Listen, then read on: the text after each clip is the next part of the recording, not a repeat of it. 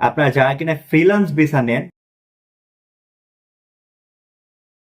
আসসালামু আলাইকুম ওয়া রাহমাতুল্লাহি ওয়া বারাকাতুহু। সম্মানিত দর্শক মণ্ডলী, আপনারা সকলে কেমন আছেন? আশা করি আল্লাহর অশেষ মেহেরবানিতে আপনারা সকলেই ভালো আছেন। সো বন্ধুরা, আজকের ভিডিও অত্যন্ত গুরুত্বপূর্ণ। আপনারা যারা কিনা বর্তমান সময়ে দুবাইতে আছেন তাদেরকে সবাইকে সতর্কতা জানানোর জন্য কিন্তু আজকের ভিডিওটা বানাচ্ছি।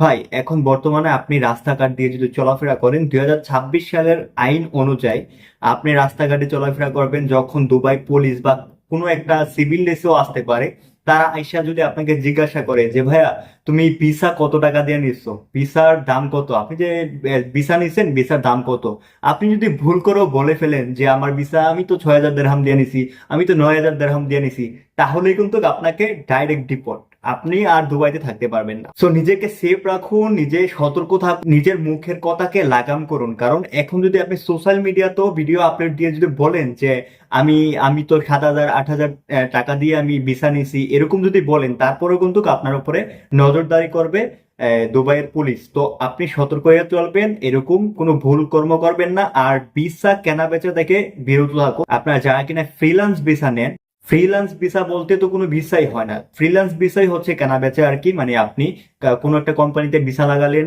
আর ওই কোম্পানিও এরকম ভিসা বেচে আর কি। যেরকম আমি একটা লাইসেন্স করলাম কোম্পানির আন্ডারে, সো আমি কয়েকজন মানুষকে বললাম যে আমি 10,000 টাকার বিনিময়ে আপনাকে ভিসা দেবো। সো এরকম করে ভিসা লাগানোর পরে যখন কিনা আপনি বাহিরে কাজ করেন, এটাকে বলে ফ্রিল্যান্স ভিসা, আর এটা হচ্ছে দুবাইতে অবৈধ।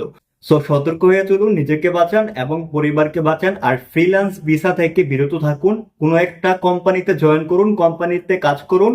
আর যদি সামর্থ্য থাকে তাহলে বিজনেস করুন। এই হচ্ছে দুবাইতে নিজেকে সুরক্ষিত রাখুন এবং নিজের পরিবারকে সুরক্ষিত রাখুন। আশা করি বুঝতে পারছেন। ভালো থাকেন, সুস্থ থাকেন। পরবর্তী কোনো ভিডিওতে আবার দেখা হবে ইনশাআল্লাহ।